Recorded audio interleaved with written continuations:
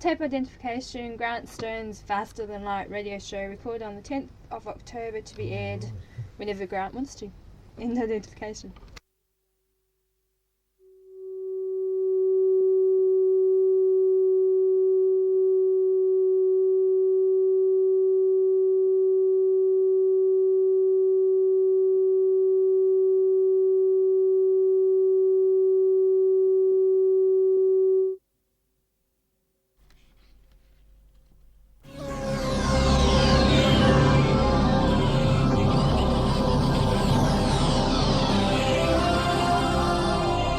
The Faster Than Light radio show.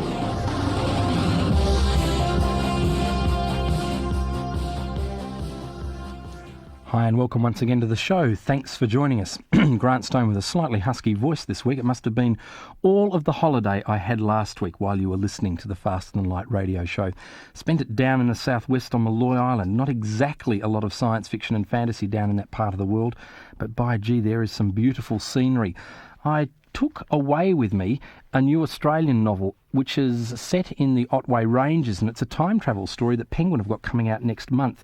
It details the nature of Australia in Australia's past. It's sort of a green novel of concern for the environment set out of our contemporary situation and looking into the past. That's the past of the Australian landmass. It's got Gondwana land in the title, and I'll be talking a bit about it in a month's time when it comes out. An interesting sort of book and an interesting notion, one that I'm familiar with from some of Australia's children's fiction, particularly for people like Patricia Wrightson, who've delved back into the mythic field from Aboriginal mythology of the Australian landmass and its old history in terms of telling contemporary mythology. But that wasn't exactly where I was imagining starting. I was thinking of going back to the World Fantasy Award nominations, which we mentioned on last week's show, and telling you a little about the best short story collections and best anthologies that have been nominated, as again, these are areas that I think many of you can make good value from by hunting them out at the local specialty stores and looking out for English editions. In the short story collections, Cabal by Clive Barker has been picked out as one to look for, and that was out last month from Grafton. If it is one of the best fantasy short story collections of the year, I have my doubts. Clive Barker tends to be extremely wordy, and maybe his short stories are where he controls that tendency better, obviously. But nevertheless, I would imagine with other writers that he's up against, for instance, Roger Anker has edited for Dark Harvest a collection of Charles Beaumont's selected stories, a historical look back at Charles Beaumont's work, and he is such a good writer that I would find that hard-pressed to be bettered. But there is a new collection from Harlan Ellison in the short story collections for the 1989 World Fantasy Awards as well. Angry Candy is the title. It's out in hardcover at the moment in the US, and there's no look of it being out in our area of the world in the near future. There are others on that list. They're the ones that struck me. For the best anthologies of the year, at least in the fantasy area, the first anthology collection from Ilan Datlow and Terry Windling has been selected as one of the best anthologies for the year by the World Fantasy Awards. It's called The Year's Best Fantasy, the first annual collection. You've heard me rave in the past about Gardner Dozois's wonderful collection of the best science fiction for the year. This is the companion tome for fantasy, another 500,000 word plus collection, and for the American value of $14 or so American, extremely good value, even by the time it's landed here at $25 or thereabouts in the specialty stores.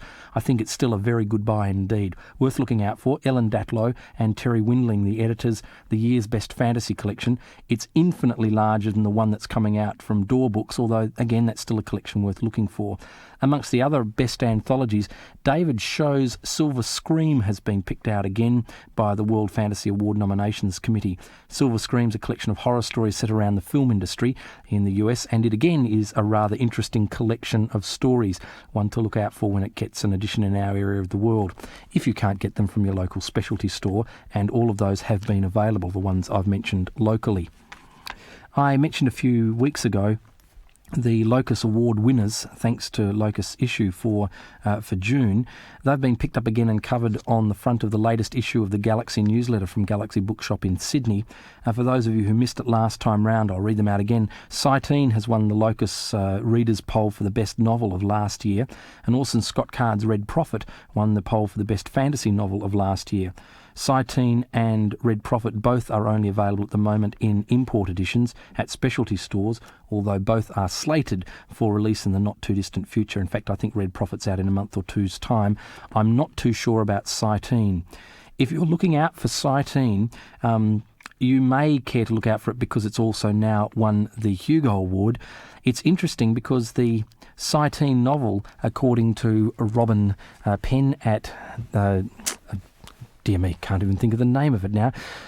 Dark They Were and Golden Eyed slips into my mind, and that's not quite the title that I'm looking for. But C.J. Cherry's Cytine was published as a multiple novel, and it's one of those novels which you need to be wary of, as it may be Volume 1 or Volume 2 that's been voted on for the Hugo, but in fact there are 3 novels in the sequence, so I'm told, for Cytine.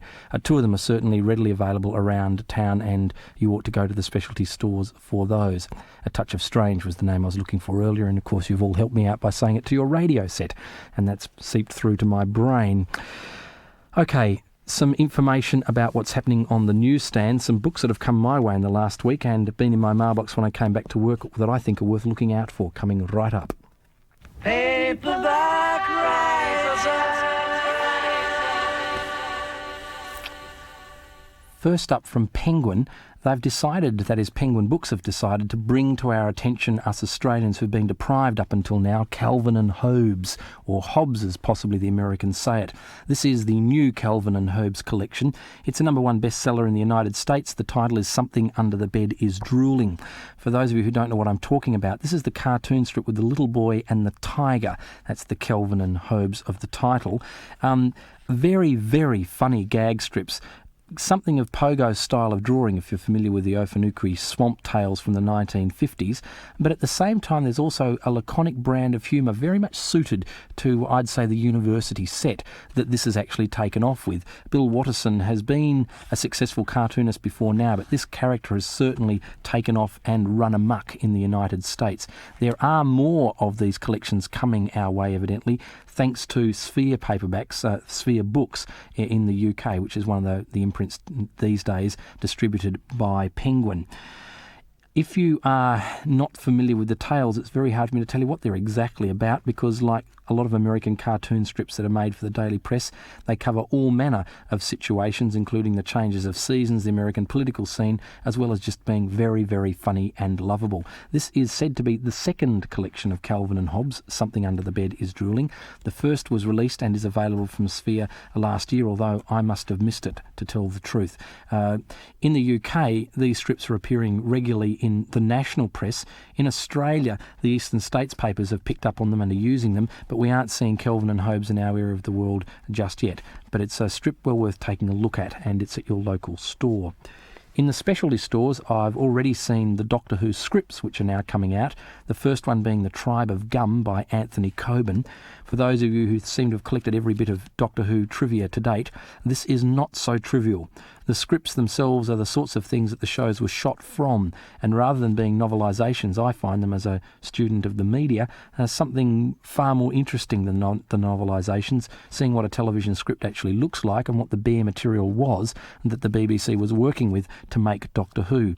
The Tribe of Gum is one of the scripts from the first season of Doctor Who. It's from the very early days when William Hartnell was starring as Doctor Who, so it's early Doctor, it's early material, and if we're to get all the scripts, then there are hundreds yet to come our way. Titan Books are the publishers in the UK. They're selling for around the $10 mark as imports. I'll be interested to see what they come out like under their own steam. At the moment, there is no importer, no regular importer locally of Titan Books, so there's no local distributor, so you'll have to go to the import stores to get hold of them. Doctor Who, the scripts, the first one's out, The Tribe of Gum.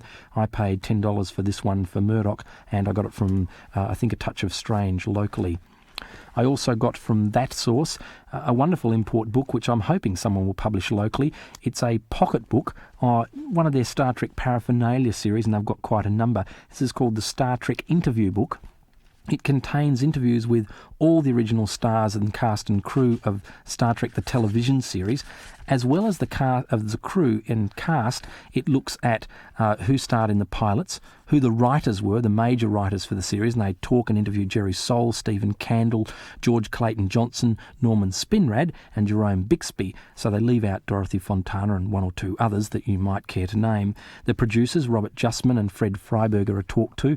Directors, Lawrence Dobkin, Ralph Sinensky, Mark Daniels and Joseph Pevney are all talked to, as well as the stars you'd expect. That's William Shatner, Leonard Nimoy, Gene Roddenberry, DeForest Kelley, etc., etc., etc. For Trekkies, this is one not to be missed, and there's even a look at Star Trek in the movies in this edition of Star Trek The Interviewed Book, with Robert Fletcher, James Horner and Harve Bennett all being talked to for their specific areas of expertise, whether that be direction or soundtrack or whatever. You'll love this book. At $16 as an import locally, I found it extremely good value. And finally, from Penguins again, a novel I was not expecting to receive and which I've got a giveaway for. That's in this part of the show. The novel's entitled Bimbos of the Death Sun. It says on the cover this is probably the ultimate bimbo novel, whatever that might mean. The book's written by one female, Sharon McCrum, who has been an award-winning author so far in her career. With a title like this, you may find it hard to believe. Sharon McCrum first appeared in America by winning the Sherwood Anderson Short Story Competition back in 1983 for a short story called Precious Jewel, not a genre story. She had a number of novels published, including Sick of Shadows, Highland Laddie Gone, and her second novel, Lovely in Her Bones, which won the Best Appalachian Novel of 1985, given out by the Appalachian Writers Association. Bimbos of the Death Sun, the novel under the hammer here, won the 1988 Edgar Allan Poe Award for the Best Original Paperback Mystery. Now, this is actually a major award to win an Edgar, and if you were talking about Hugos for another genre, then the Edgars are the equivalent for mystery writers. So why am I talking about it within this genre? This falls into a very small category of books that have dealt with murders set around science fiction conventions. Bimbos of the Death Sun deals with one Apan Dungannon, who is a cult author. He's created 26 books about the golden Viking warrior Thracian Runewind. In fact, as everyone knows, the Runewind books are really the same book written 26 times. He's a short author who loves to insult his audience at fanish conventions. Now, don't go jumping to conclusions. We're not to read into this anyone you might know from the science fictional world, but I assure you everyone you've ever met at a science fiction convention is in Bimbos of the Death Sun.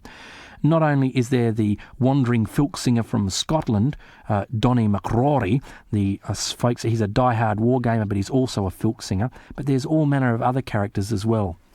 In the middle of this, there is Dr. James Owens Megger, a bumbling professor. He's author of the deathless tome Bimbos of the Death Sun, and he seems to be the sole surviving guest author at the con. He's also the dungeon master. So who's killing who, and why are they dying? And is this a normal science fiction convention? My reading of it says it definitely is. Bimbos of the Death Sun reminded me of one or two experiences I've had over weekends in my years around the science fiction scene. I particularly liked Apan Dungannon as a regular, ordinary author who loved insulting his audience. I've seen that brand on 2 occasions as well, although I'd hate to name any names. You can jump to your own conclusions.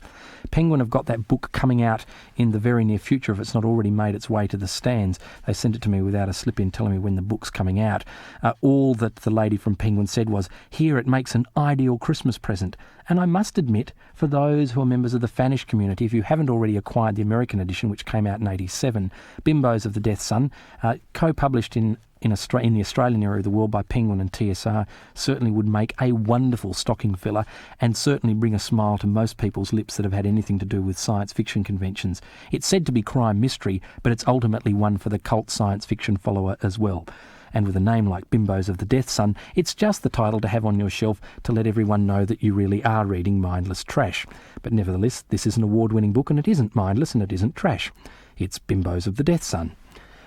Well, let's take a break, do something completely different, and have a listen to the latest instalment of Fantanimals.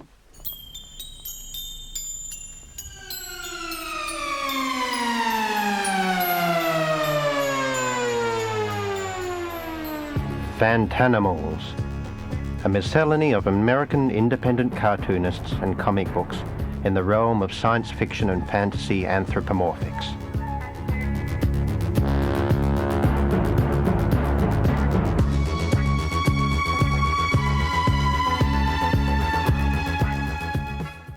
If Stephen Galachi is an example of the science fiction side of anthropomorphic comics, then Donna Barr certainly exemplifies fantasy. Donna's many worlds are populated with centaurs, humans with horses' heads, centaurs with half-human, half-horses' heads, humans with horses' hindquarters, horses with humans' bodies, rabbits with humans' heads, eagles with humans' heads, and German soldiers. Donna's creative output is immense. Most of Donna Barr's stories, which are publicly available, have been her centaur or half-horse series in the mythic Geisel Valley or Geiseltal in archaic Germany. It's a strangely effective atmosphere, mixing outright fantasy with an impression of how life might have been in a secluded rural valley, still just out of the reach of the 20th century. The combination works by mixing a well-constructed, internally consistent scenario with competent storytelling and competent art. Deceptively so. Donna's free, sketchy strokes make it all look so easy, but each and every line has its place. Donna lives in a small town called Bremerton, a short ferry ride across the bay from Seattle, and I chatted with her in her upstairs studio. I suppose we can go back to what I used to do for my own enjoyment. I used to just sit and do things that were not really like comic books. When you talk about 2,000 words on a page in 2 or 3 different languages and all kinds of complicated stories, just for the heck of it. And I spent years doing these. And then one day I discovered the science fiction and fantasy conventions. And to one of those conventions, I took a small hand-bound book called Andre's Christmas Shoes, featuring my centaur character, and it's the 19th century Central European Catholic farming centaur, and I'll guarantee you the only one in the comic business. And Steve Galachi, who is a Pacific Northwest comics publisher, saw it, and also got it into the hands of another publisher in California. And he published it, or had me work up it in comic book form as part of the Dreamery, an anthology. And it was off and running. Before you know it, I was using the Stintz character in the Dreamery. He is now going on to his own comic book called Stintz. It started something called The Desert Peach. It's all kinds of things have just ballooned from there. A lot of them have a very German background, as you mentioned. What's your German background? I'm about half German. It's just the usual, came over on the boat and just settled here or moved around the country. But my family is your basic a nondescript German family, but with a lot of admixtures. Right. And for example, I gather you didn't grow up speaking German as a native tongue. No. I actually have a degree in it. I just had a great interest in German, and have a degree in it, and then have spent altogether about 20 years studying it, simply as an interest. And in the course of it, read so much about the old 19th century culture and the Romantic writers and the Middle Ages and everything else that I just decided, well, that's my area of expertise. Why not just write about it? And so that's why my characters have a tendency to be Germanic. I could write about 20th century America, but we all know about that, at least in this country, about how things are in this country, and lots of people are doing that, and I'm the only one doing this, so why not? And German characters, Rommel, I believe, oh yes, is one individual you have a particular interest in. Yes, I'm very interested in the German general, later Field Marshal Rommel of World War II, the commander of what became known as the Africa Corps. Very fascinated by his character. I use him as a comic book character in something called The Desert Peach, which is about his brother, the Desert Fox, the Desert Peach, right? Okay. But I didn't have to make him up as a comic book character. His character is so many-faceted and so interesting that I simply stick with that character. That's the Desert Fox or the Desert Peach? Actually, the Desert Fox is the one who has the character I did not have to invent. I had to invent the character of the Desert Peach, although he actually seemed to invent himself. He walked into my mind full-blown. Full-blown as in a peach blossom, I think. So who is the Desert Peach? Well, he's the Desert Fox's extremely pretty brother, and when we say pretty, we mean pretty. And he is the commander of a rear echelon, well, it's the 469th Half-Track Support and Grave Digging Battalion, and he's managing to go through World War II and the German army, etc., without mussing his hair. Right. When you say extremely pretty, in fact, from He's the comic gay. book, he's outrageous. He's over the top. Oh yes, he's utterly outrageous, and he's very elegant about it and very tasteful. Always very proper. His uniform is a regular German uniform, except there is the addition of the peach-colored chiffon silk scarf Not pink. Not pink. No, pink is tacky. Tacky is the first English word he learned. And he uses it to describe many things. He may or may not enjoy them, but they are tacky. And the Desert Peach is a pacifist. I suppose you would have to call him a pacifist. His whole idea is, you have to get up early in the morning to keep these lads from hurting each other. He's got an agreement on with all the units in North Africa, including the Allied units, which is that if you come around my battalion area, I mean, if one or two of you drop it in, you're hungry or you're thirsty, you drop in for tea, but then get on your way, and I wish somebody would tell the Australians to stop coming by and pick up gasoline for the cars, because this is not a staging area for the 8th Army. Because, of course, Donna, you've actually been in the army yourself. Yeah, I spent 3 years in the American Army, back just as Vietnam was winding down, although I did not go to Vietnam myself. And at one point actually made it to E5, which is the same as a sergeant. So I actually played the part of a sergeant. But you had problems with your German ancestry there? No, not really. I found out that if one, just for the hell of it, puts on a German officer's uniform and wanders about the base during the day, on weekends, one gets all the free beer one can stand, and I guess I overdid it. For about 6 months I put on this costume every weekend because I found out that I didn't have to pay a penny to stay looped. Okay, well look, getting on to another mainstream, we've talked a little about Stintz, the centaur. Can you tell us about your centaur world? Well, this started out actually as a fantasy book, although I had never read fantasy and I didn't know it existed, that I wrote about humans, but it later on just went off into being a centaur world. Stintz lives in a small mountain valley in some place that might be a central Germany in some kind of universe. It's not important where. And he is living in something like late 19th century Central Europe, and wearing the costumes of that time, which were quite archaic up in the mountains. He is drafted at one point into what he calls a two-legger, or human, army, and goes off, which is kind of like the World War I German army or American army or whoever's army at the time. They're all alike.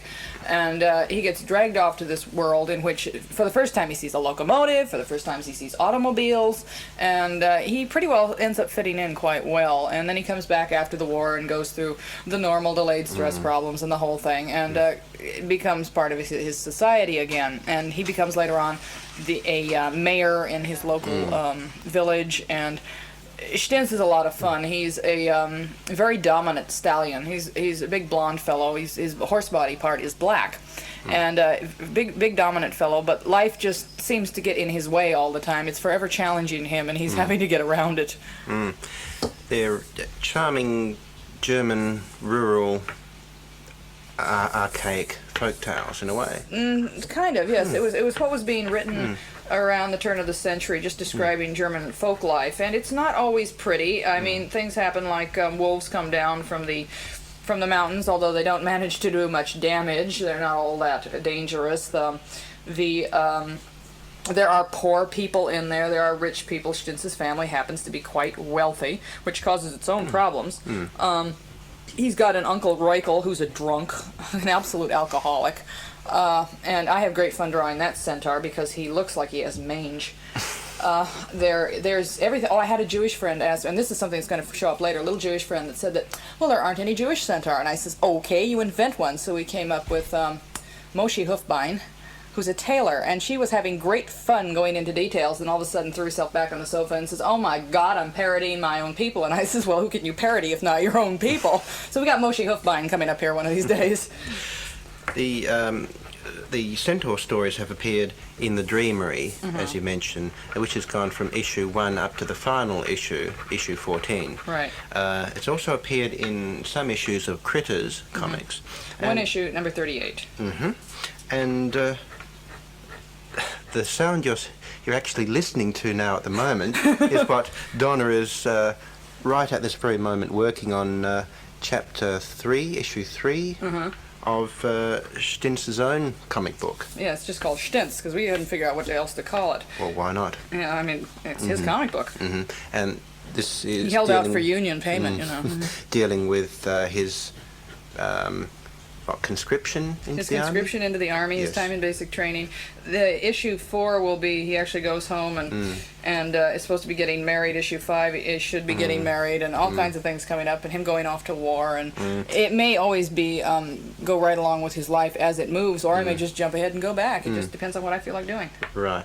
So you don't have one grand design for it, but a lot of it's sort of taking it as it comes. Well, no, it actually has a complete story. There's a 95-year timeline. In fact, there's several, and I decide which one I decide to pick out of and make it all work together for this particular comic book. So the Dreamery and the Stintz stories are all going to be off a particular single timeline.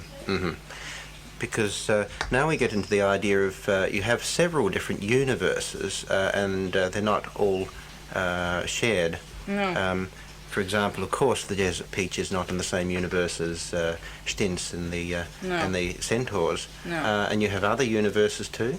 Oh yes, I've got dozens of them, and I've got things with something. There's an odd story called Bosom Enemies. You can find this in a very obscure comic book, Morphs. Oh, Jim's going to kill me when I call it obscure. But It's obscure in Australia. Yes, and it'd be very difficult to get hold of in Australia. yes, it would. And it's about a, again, I go back to the World War II business, an American sergeant and a German lieutenant who are lost and grumbling at each other. The German has taken the American prisoner, and they're both taken prisoner by the Teutons, who are creatures that, and don't ask me why I called them that, it's an old invention.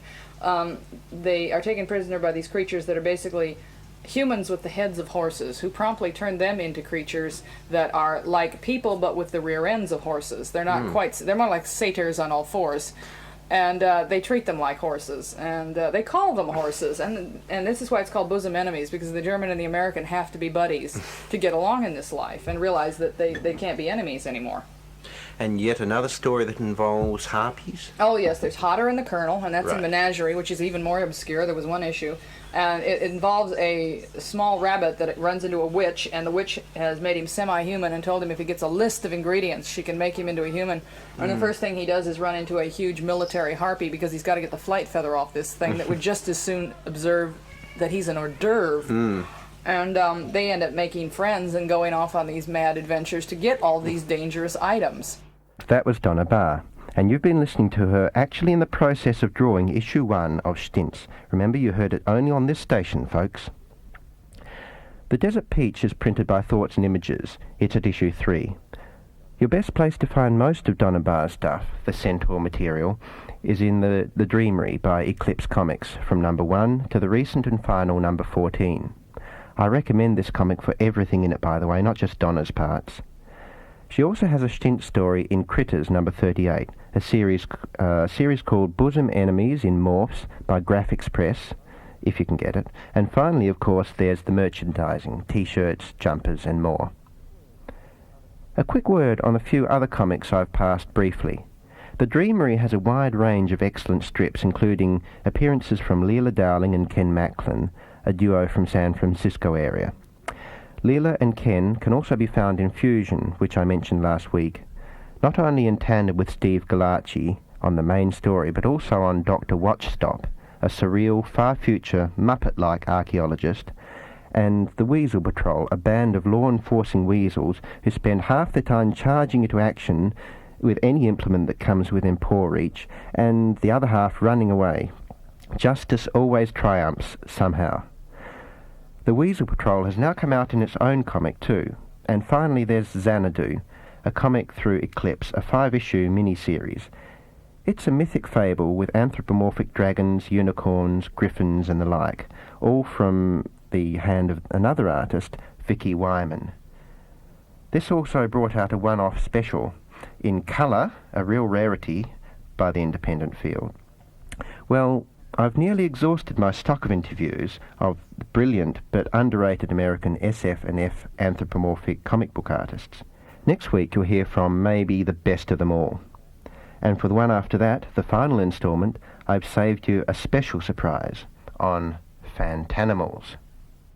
Ah, yes, that's Craig Hilton, and Craig will be back on next week's show. In fact, no time for an out theme to Fantanimals this week, and no time for this week's giveaway, so you'll just have to hold your pens and pencils ready until next week, when once again Grant Stone, that's myself, will be here to talk about science fiction and fantasy.